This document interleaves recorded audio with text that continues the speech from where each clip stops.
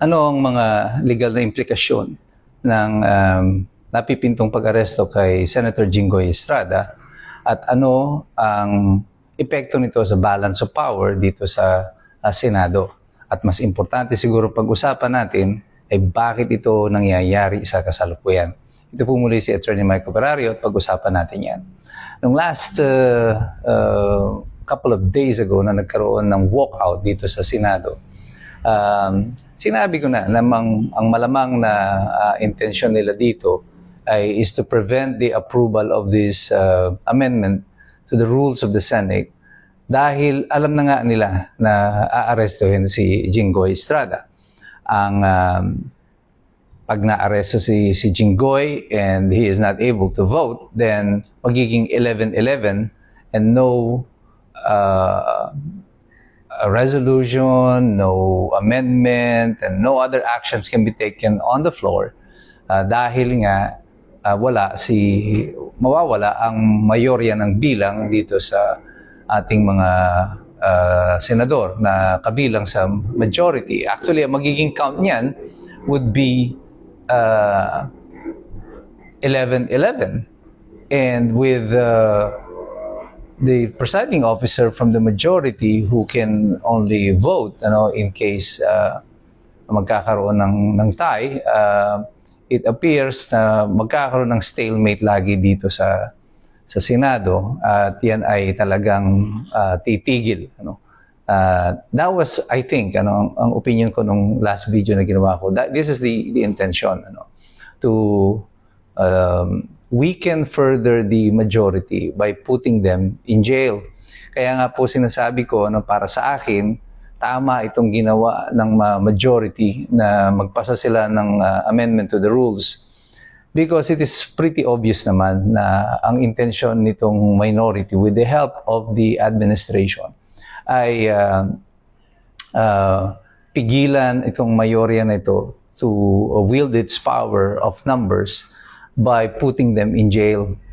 Hindi yan tungkol sa katwiran, hindi yan tungkol sa katotohanan, hindi ito tungkol sa pananagutan sa flood control. Kasi kung ito ay tungkol sa flood control, ay bakit mga opposition senators lang who is now in the majority in the Senate ang kinakasuhan?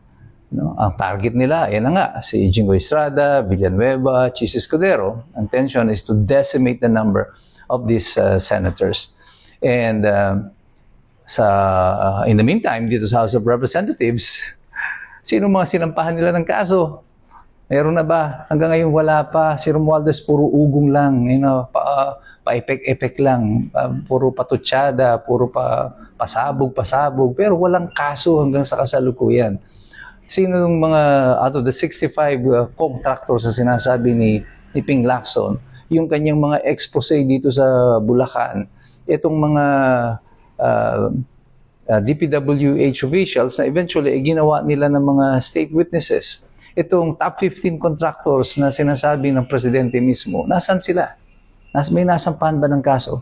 So para sa atin, hindi na nila maitatanggi sa ordinaryong Pilipino kung ano ang nangyayari dito.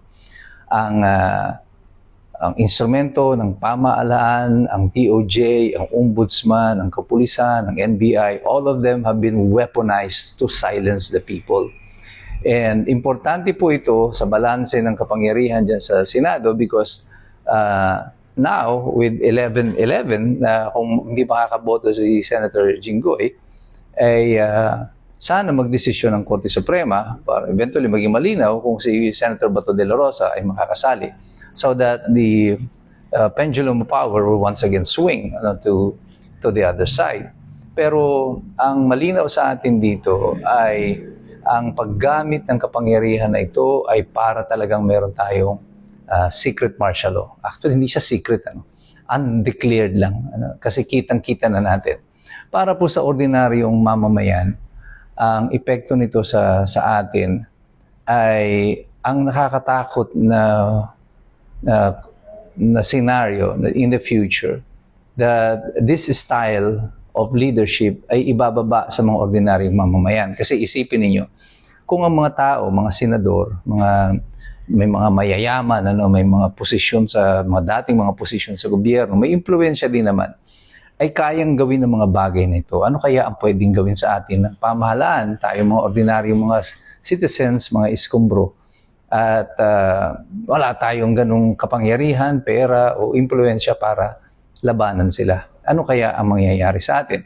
This is the implication na nilalatag natin sa karamihan. Pati na yung mga kasamahan natin sa simbahan, sa mga born-again Christian groups, mga Katoliko, and everybody. This is not just a concern of the Duterte supporters, tinatawag ninyo ng mga DDS.